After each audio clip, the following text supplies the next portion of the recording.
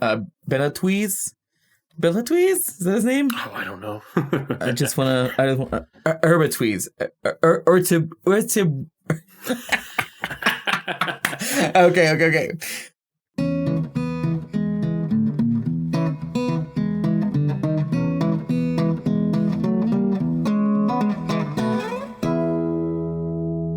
Oh, and just an established thing, we are going to be messing up everybody's name. In fact, if I hear a pronunciation that I think sounds correct, I'm going to correct to something that isn't. So just know that going in. Welcome to A Century in Cinema. I'm Arthur. And I'm Andrew. And this is a podcast where we discuss a classic film from every year. Today's episode is from the year 1950, Jean Cocteau's Orpheus. Always check our show notes, see where you can stream Orpheus. I watched it on the Criterion channel. I assume you own this one? Yes. I own this one specifically on Blu-ray because it's the only one Criterion has released on Blu-ray. But I also own the extremely rare out-of-print trilogy box set with both Blood of a Poet and Testament of Orpheus in it as well. But we will be talking more about those later. Cool. Should we make like a mention just in case we... Yeah. Yeah. Okay. So last week we mentioned that we're going to have a lost episode. Well, we watched and recorded another film for 1950, a film called No Way Out. But, well, one, it wasn't a film that we both didn't love this film. And two, our discussion on it just wasn't very engaging. We had very little to say about it. Yes. There's very little written about this film, so we just didn't have the research to back up an interesting discussion. So we said, let's do another film. Andrew, you love this film, Orpheus, and we just knew we could make a better episode. Yeah, I would say that No Way Out is a curiosity of its time that is interesting to watch and is worth your time if you're doing like a deep dive into films that divulge into racial tension throughout history. But I wouldn't say it's a good film for representation of that topic. There are much better films to watch. Yeah. That's my final thought. I like Sidney Poitier's performance. Yes. Oh, yeah. We should mention it was the film debut of Sidney Poitier, and he is great in it. The writing doesn't back him up, but he doesn't need it because he's a professional. And that's all we need to say about it. All right, very quickly. News of the world. What's going on? 1950.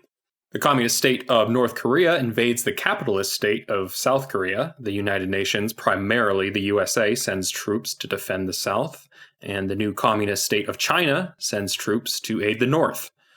Obviously, this will become the Korean War, the first real big conflict of the Cold War. Interesting. President Truman calls it a police action, quote unquote, because he never got Congress to formally declare war. And actually, Andrew, did you know this? I don't think the USA has ever technically been at war since World War II. What does that mean? Like, that's a great question. Wait, that doesn't make sense. Moving right along. Oh, okay. What does that mean? That's a good question.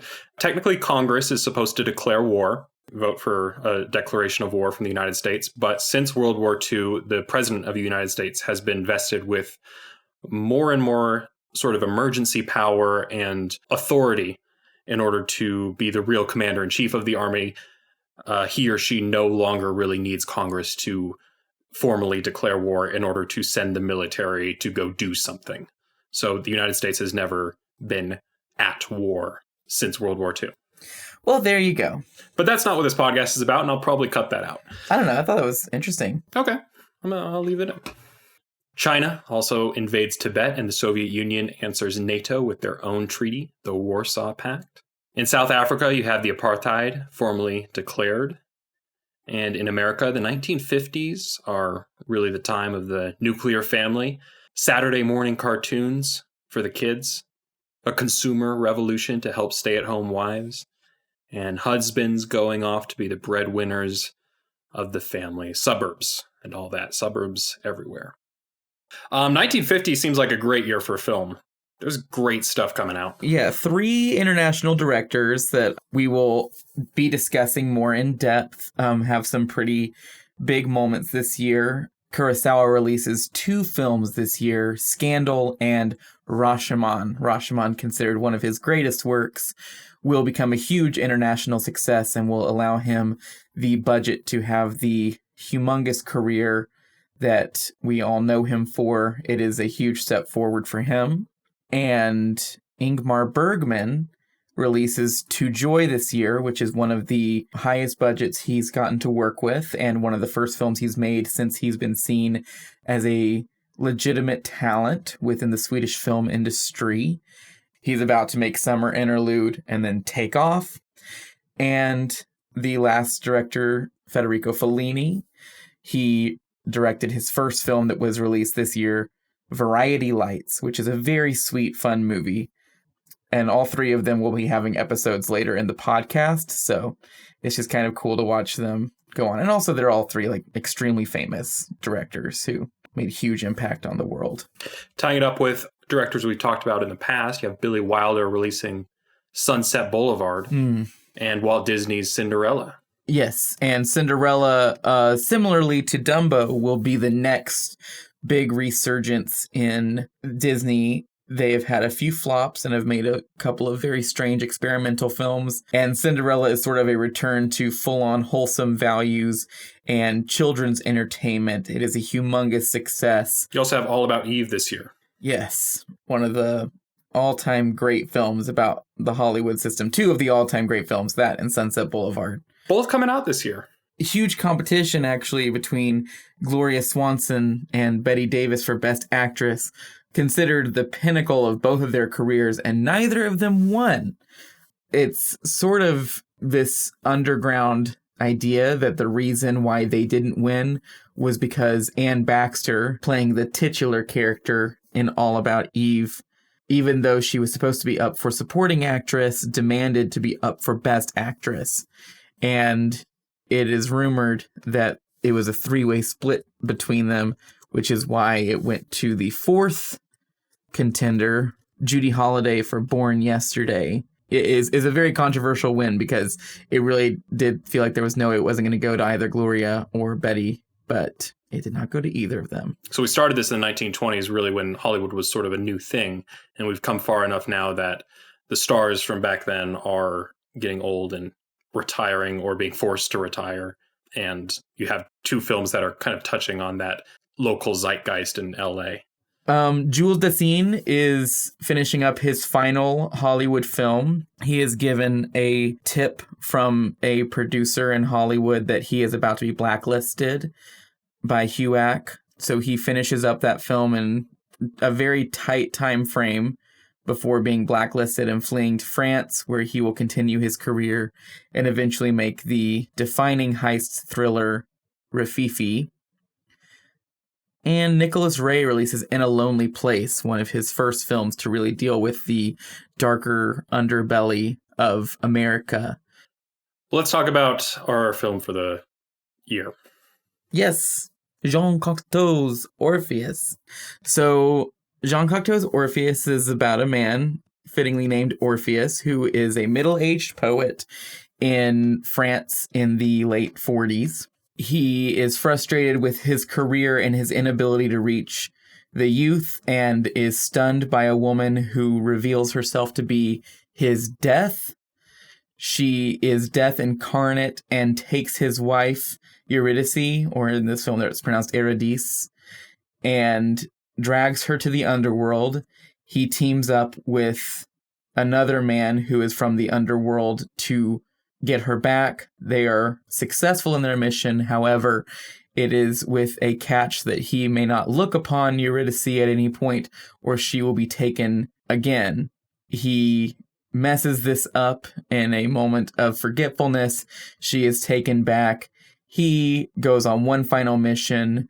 The man who helped him go down the first time and the woman who personified death both sacrifice themselves so that their love can survive. And the film ends with Orpheus and Eurydice back in the real world, and it's as if none of the events have happened, but they've both grown stronger within each other and their love has been renewed. It's not, yeah, it is a surprisingly dense film, considering how nonchalantly entertaining it is at the same time. Okay, but everything you just said is told to you right up front in the first 5 minutes, because that is just the Orpheus myth. Yes. It is just a modern retelling of the Orpheus myth with some flourishes here and there, but you can look on Wikipedia, the Orpheus myth, and get the same thing. Yeah. I'm really curious. What did you think of this movie? So I was reminded of our talk of La La Land way back in 1934. Mm-hmm. And I remember asking you what it was about French films that made them unique in your mind, at least during this time period with poetic realism.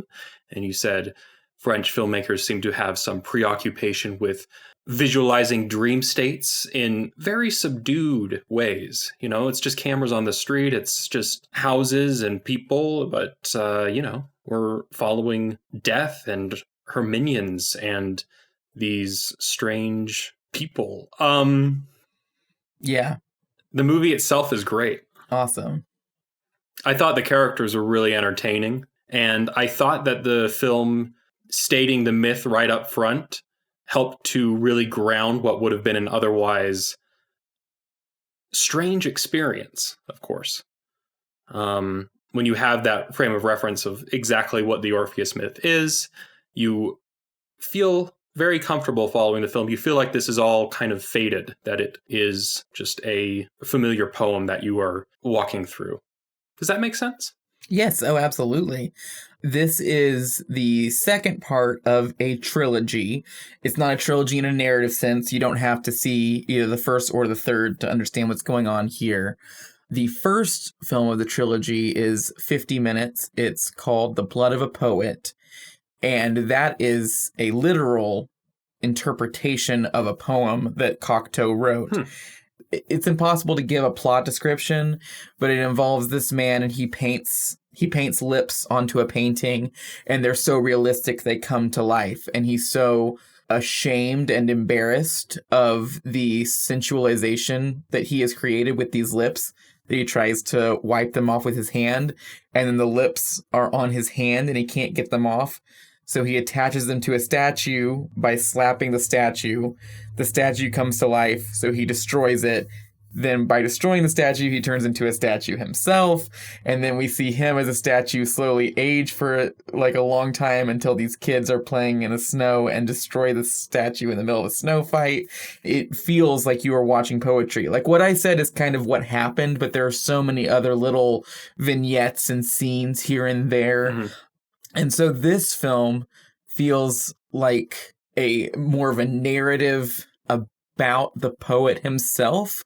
It's not a representation of the poetry, it's a representation of the poet. The first film is the art, the second film is the artist, and then the third film, The Testament of Orpheus, is the battle between them. I'm probably going to keep going for a second. Okay. There is a sequence in this movie where our characters from the underworld are under trial, Orpheus and Death, whose name is Dominique. And in Testament of Orpheus, Orpheus and Death put Jean Cocteau himself on trial for what he did to their characters in this film. So the first movie is like just pure visual poetry. The second film is this story being laid out about the art and the artist and the internal struggle. And then the third film is the art destroying the artist. And also Testament of Orpheus was his final movie. He's not prolific. He only made, I think, 5 or 6 movies. But yeah, this is honestly one of the most incredible trilogies you can ever sit through. It feels like the meaning and the amount of information you can take from it is absolutely infinite. It doesn't ever seem to end. Every time I watch these movies, I glean a little more from them. But my initial viewing of Orpheus, it was pure spectacle. That was what I took from it. I was like, this is legitimately one of the coolest movies I've ever seen. Like, it starts off and you're meeting these characters, and even the way all the characters are being introduced with these really weird close-ups and these overhead shots, and the way it's cutting through these really obscure angles. The 180 line of where the camera should be to keep the audience centered does not exist in this movie. It is these angles are all over the place from the very beginning. So that immediately grabbed me when they drag Eurydice into hell, which is just such an incredible sequence. Death, she closes all the blinds and puts Eurydice on the bed and puts on these gloves, and they travel through a mirror. And it is such an amazing effect. Also, the way she brings Eurydice up, the way they filmed it was they had Eurydice standing at the base of a bed, and then she just falls down, and then they had Death walking backwards. But then they reverse the film, so when we're watching it, it looks like Death approaches the bed, puts out her hands, and then Eurydice pops up to the top of the bed. It is so simple to achieve, but it's so well done that you think, oh man, what is this? I didn't know the movie was going to get like this. I was going to say, I love the effects in this film because they are so simple. You know exactly how they're done. Mm-hmm. And maybe that's just our modern eyes knowing what tricks they're playing. But they look so fluid and cool. Mm-hmm. And sexy sometimes that, you're totally into the effects. They're a really unique part of the film that I loved. Yes, this film is all about sex, truly. From a visual standpoint, it feels like everything about it, the entering through the mirror, the hands and the gloves coming out of that same mirror, it always has this very sensual sort of dangerous feel to it. Well, the center of the movie is a poet who falls in love with death. Yeah. And there's always the feeling that they're about to join. Yes. And he says that looking into a mirror at oneself is a form of death because you see how you're aging. The whole thing is Narcissus. And Orpheus is a stand-in for Jean Cocteau. That's not even interpretation or anything. It's literal. And the literal side of him being pulled between Eurydice and his obsession and love for death is actually literally within the film as well. Jean Cocteau was an openly homosexual man. And Jean Marais, who plays Orpheus, was his longtime partner. They were together for a very long time. And he had just, before they started making this film, broken up with him for Edouard Dermit, who plays Segeste, the young poet that Death captures and brings with her to the underworld at the beginning of the film. Oh. So both of his... that is a layer of the film that I never saw coming. Yes. I don't know how to... You are not ready for... That's not where this ends. It gets... Cocteau is very interesting.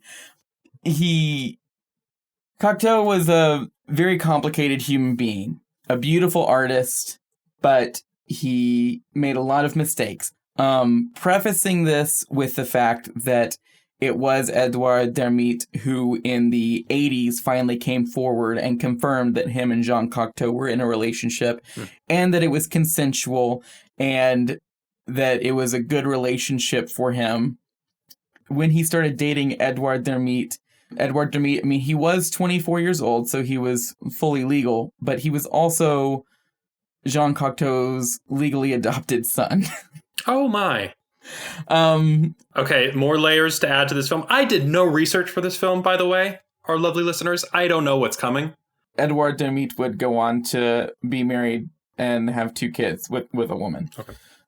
I mean, regardless of how external Jean Cocteau was with his sexuality, this was still the 50s, so this was all taboo. Right. Even in France. Yes, even in France. On top of that, this film is centered entirely around these people from the underworld who are doing things against the grain and are disobeying the rules of the society that they have agreed to join to and are therefore put on trial and eventually murdered.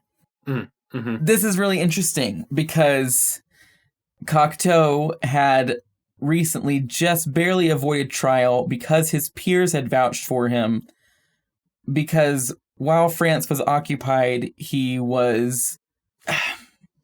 To say he was defending Hitler is taking it too far.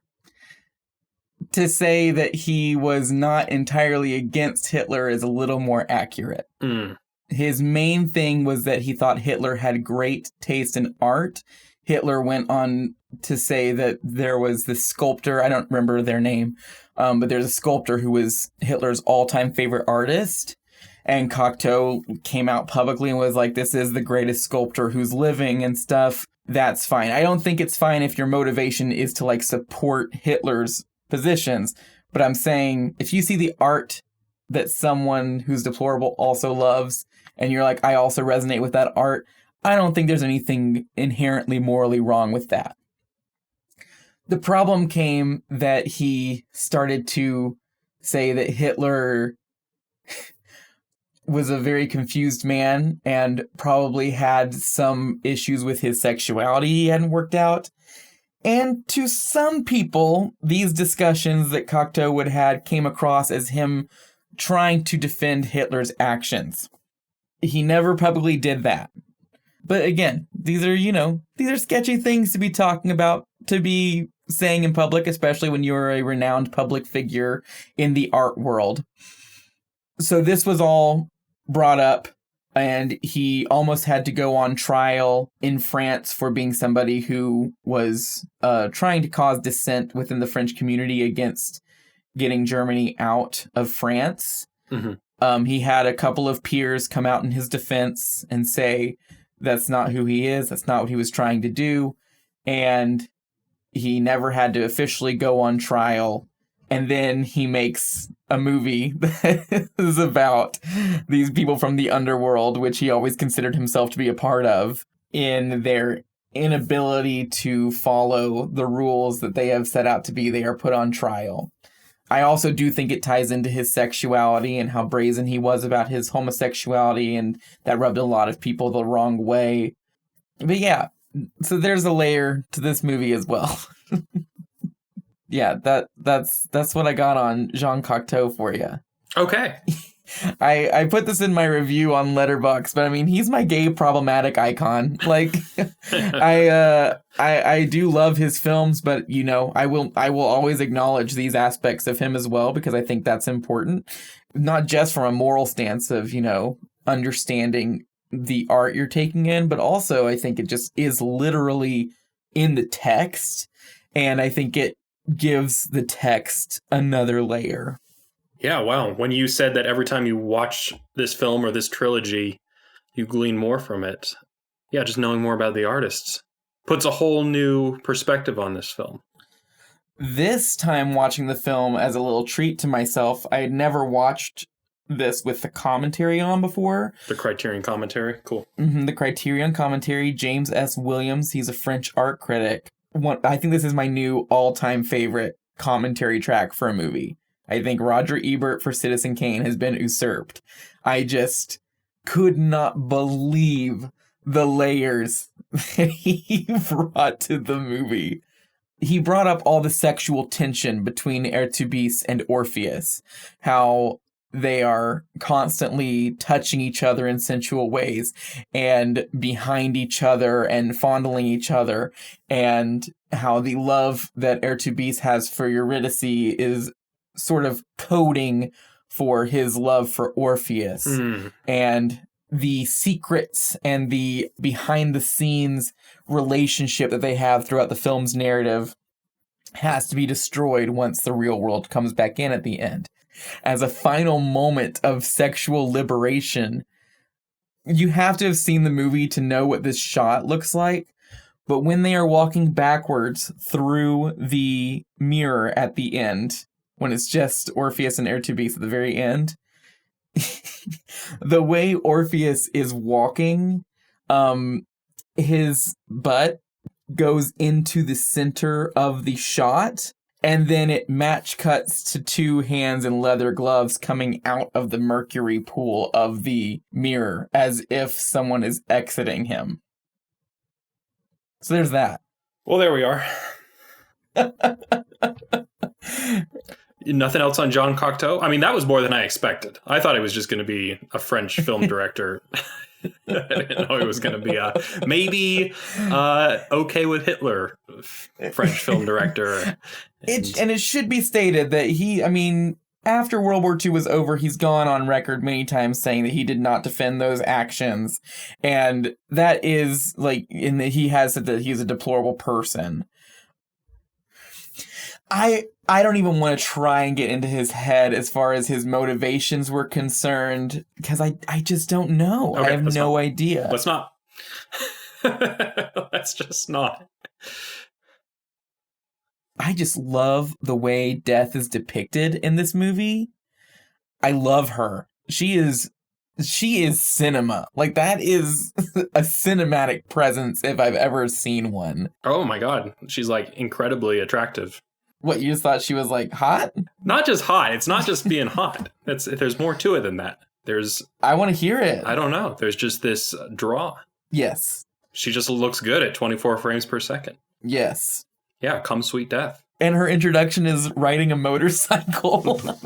Dragging a man around. That's his depiction of death, is just someone who would ride around on a motorcycle.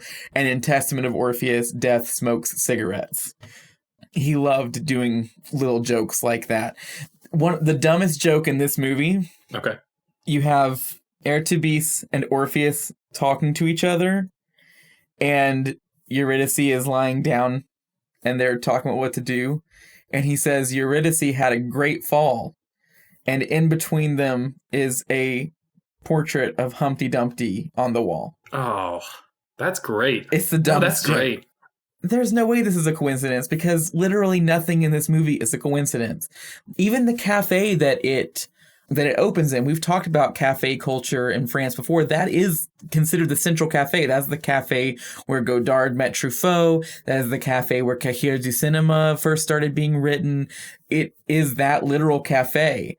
This movie has so many layers to it. And the thing about it is that you can watch it and you might not realize there are so many layers, but I'm sure even you, on your initial viewing, not knowing any of this, were thinking, there seems to be something else going on underneath this movie. Or I don't know if you felt that way. Oh, no, this is prime study material for film classes. If I were a film student, I would just be all over this film. I'd be digging into it, looking at every potential piece of symbolism. This movie, while we're talking about the problematic elements of Jean Cocteau, I do think this movie is a little anti-feminist.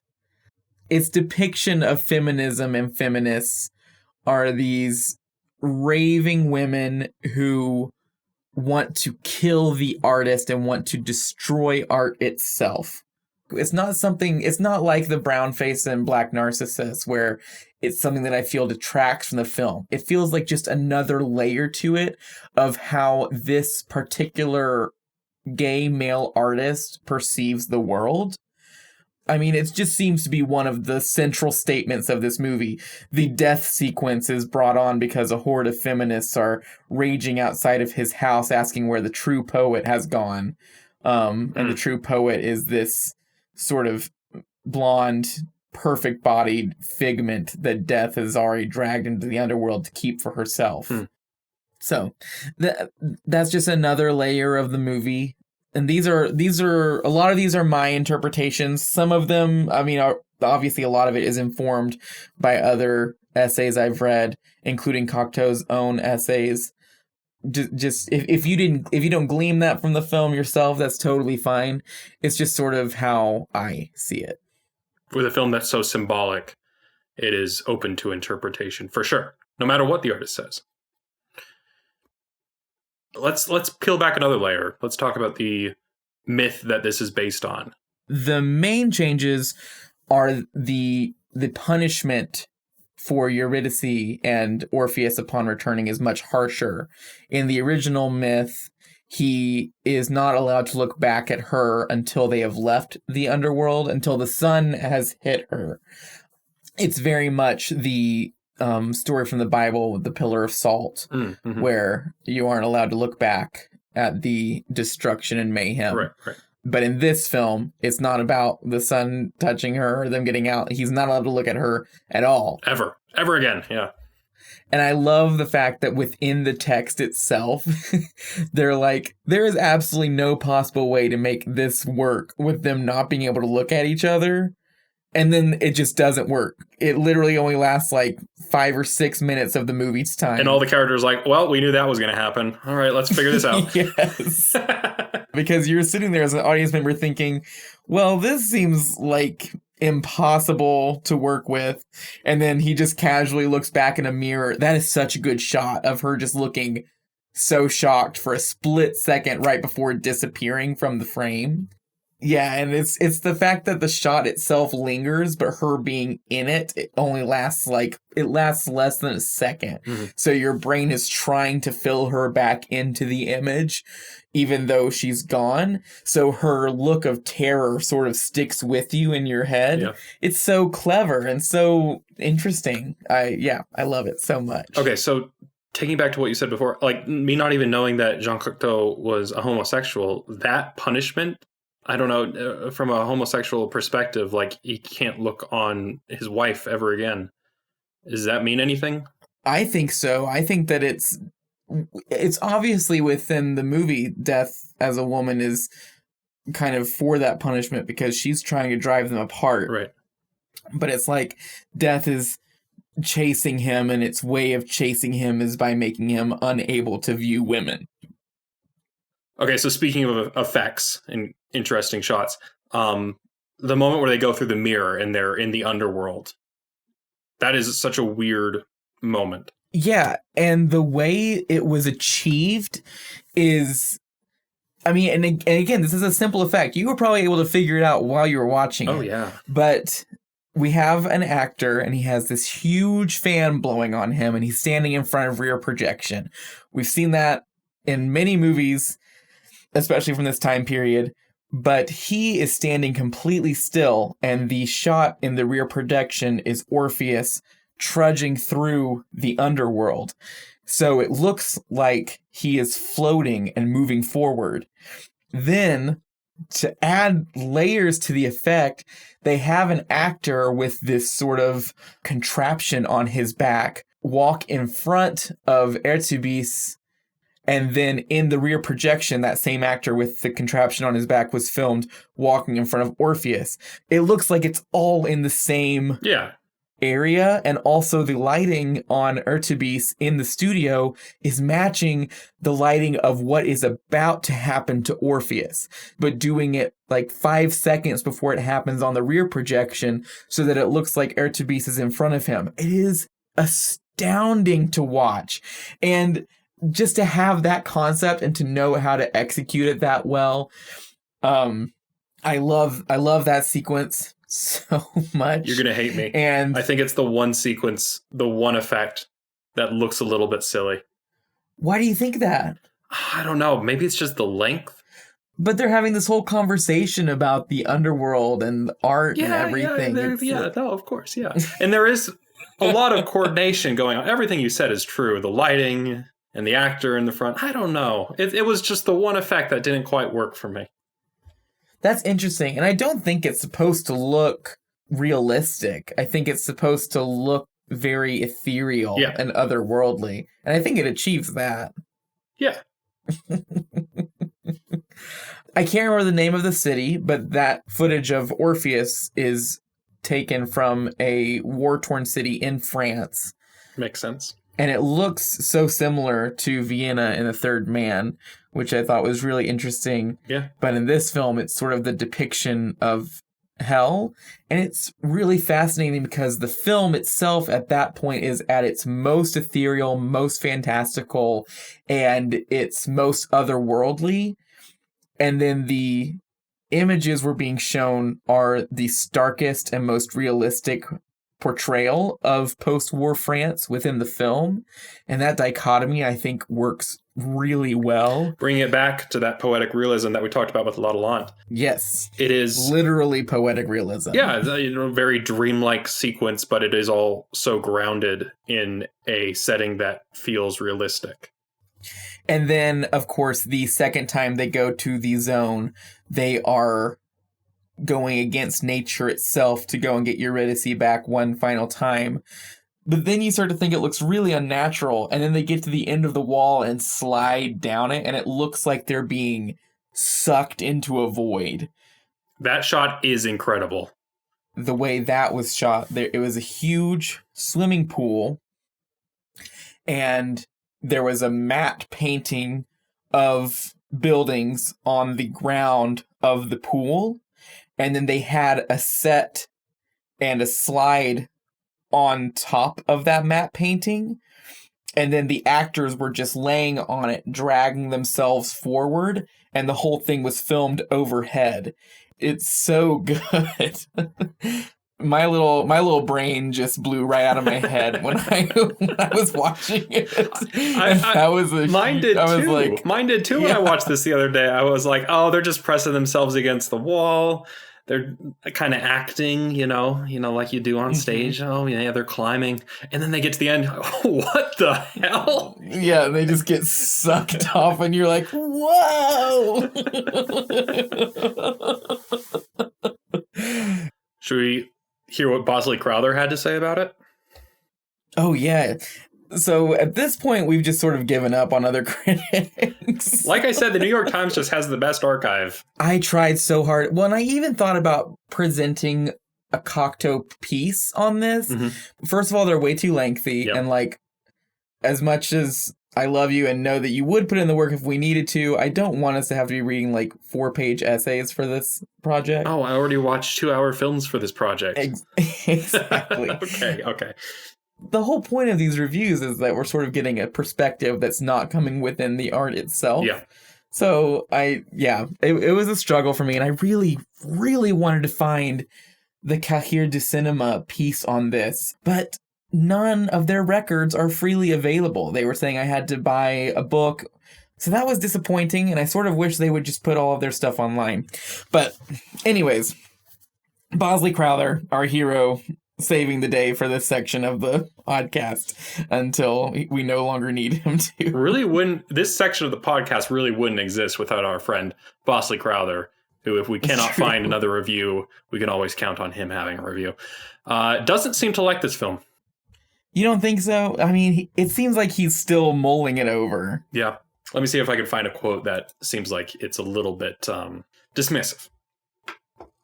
But for this corner's taste, the style of Cocteau, while valid, perhaps does not embrace sufficient intellectual comprehension to justify so much film. And the visual here lacks the fascination of the same author's Beauty and the Beast. And I can see, if he was going into this thinking this is going to be the creator of that Beauty and the Beast version of the Orpheus myth, I can understand being a little bit disappointed, because that Beauty and the Beast is full fairy tale.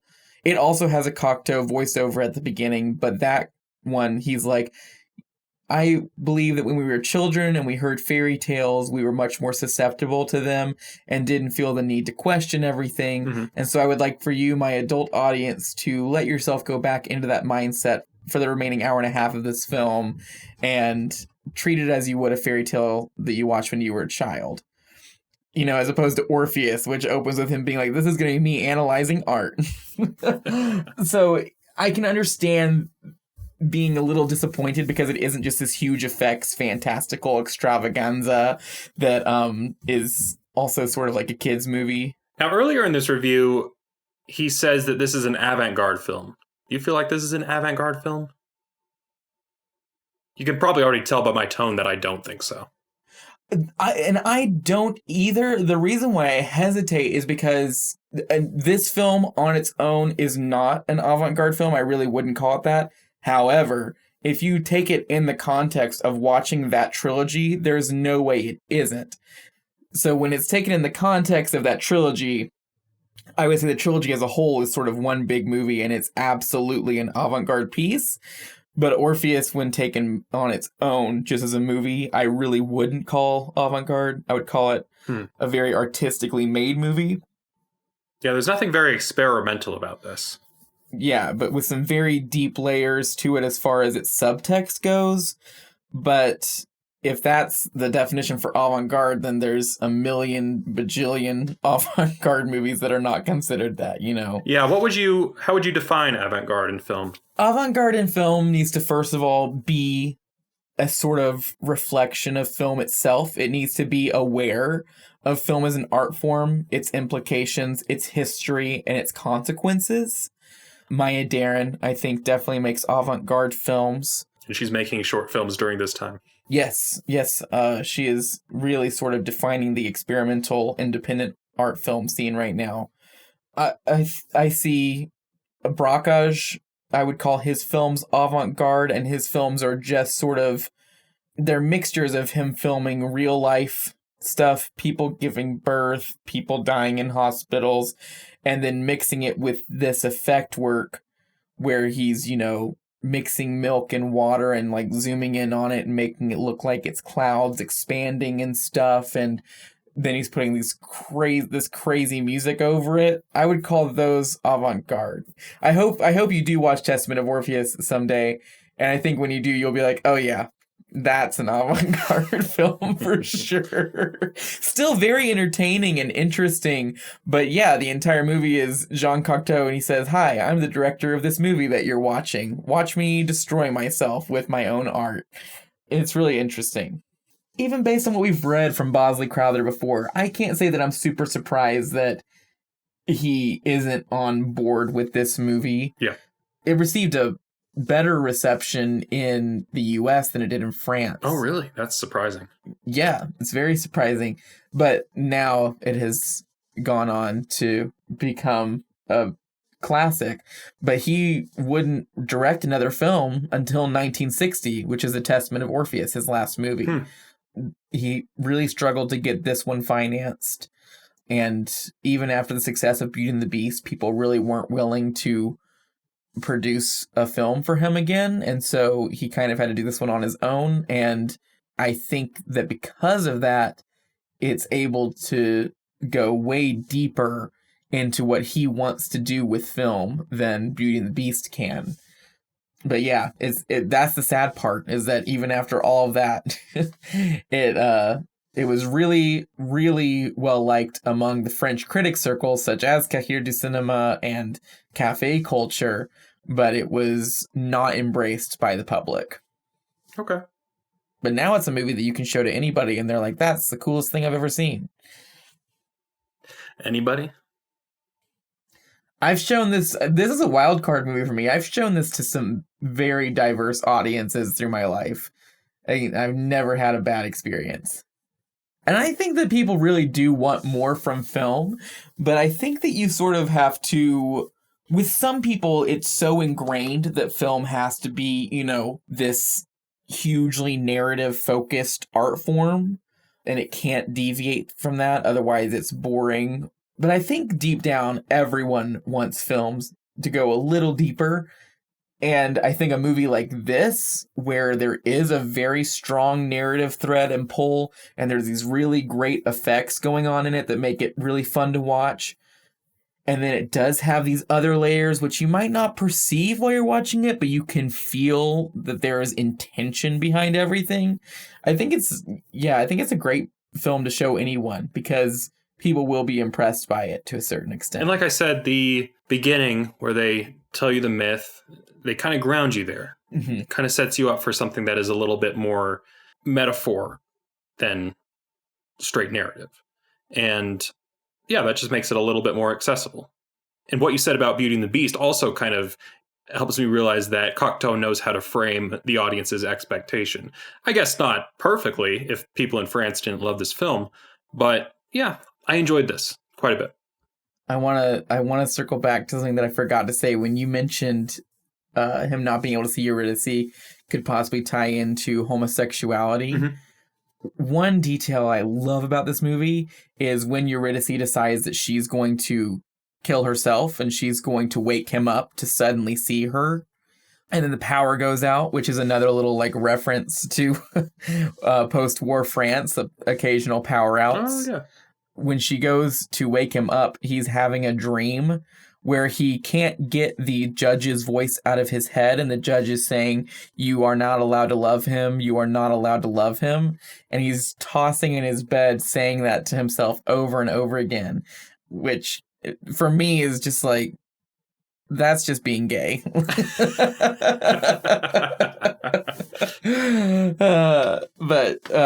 Yeah, so that's another little tidbit. There are tidbits for days. Tidbits for days. I know we could never say it all in one podcast. Truly, I could do an entire podcast on this movie. No joke. Do you want to make fun connections to our other films? Jean Cocteau helped write and produce Les Corbeaux, which was a thriller that we really loved from the 40s. Also accused of being pro-Nazi sort of propaganda during the occupation. Isn't that crazy? I mean, it makes you wonder if maybe Cocteau's involvement in that kind of helped steer people in that direction as far as their perception of Les Corbeaux went. Right. Because we talked a lot about how we were wondering, why would people jump to that? Right.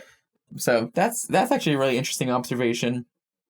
And then this film is also an observation on the relationship between a tortured homosexual who's unable to embrace himself and how he expresses that through art, and how art leads to self-destruction. And that will be returning as a discussion point for Mishima, A Life in 4 Chapters, which is an episode I am so excited to get to. Yeah, I just thought that would be a nice little tease and tidbit. Again, that's not for like 30 weeks. Yeah, so like I said, I really enjoyed this film and I thought it was entertaining. I really liked the characters, which I think is just important for a film like this to really help you identify with the strange happenings. And what an just really quick, what an entertaining way to start the film too. Like there's a big brawl at a cafe, and there's this mysterious woman, and she demands that you get in the car to go where you don't know. It's just so weird. And I know I keep saying it, and it's kind of cliche, but it feels like a dream, right? It feels like this strange dream that you're just along for the ride. Yeah, I love this movie. I love depictions of dreams and dream states in film, and this film knocks it out of the park. And yeah, again, the effect work is so simple. Isn't it strange how these really subtle, simple effects that just tickle your senses hit you so much harder than these massive $1 million films with cities being blown up? Yeah. We're both about to watch Godzilla versus King Kong after this. So we're staying positive while we can. We're both going to love it. We're both going to be like, that was awesome. Yeah. What are we doing next week? Next week is pretty exciting. We're going to be watching... Well, and okay, so I was calling this Howard Hawks, The Thing from Another World, but that's not who directed it. We'll get into that. Yeah. So next week we will be watching The Thing from Another World, directed by Christian Nyby and an uncredited Howard Hawks. It is the film that John Carpenter's The Thing is a remake of. And I'm excited.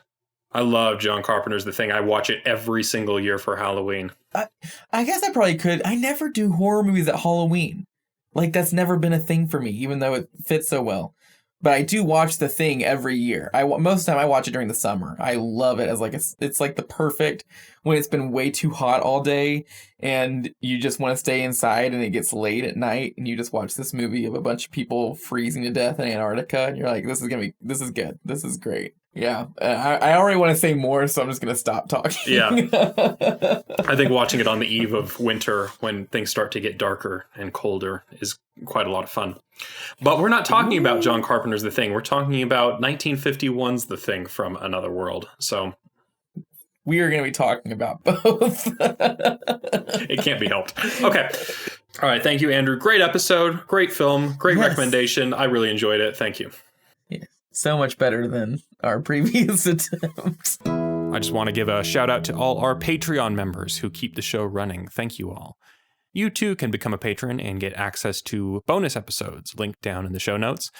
You're listening on YouTube now, so like and subscribe and comment down below. Tell us if you've seen the film. What did you think of it? Did we miss anything? Thank you all for listening, and we'll see you for the next one.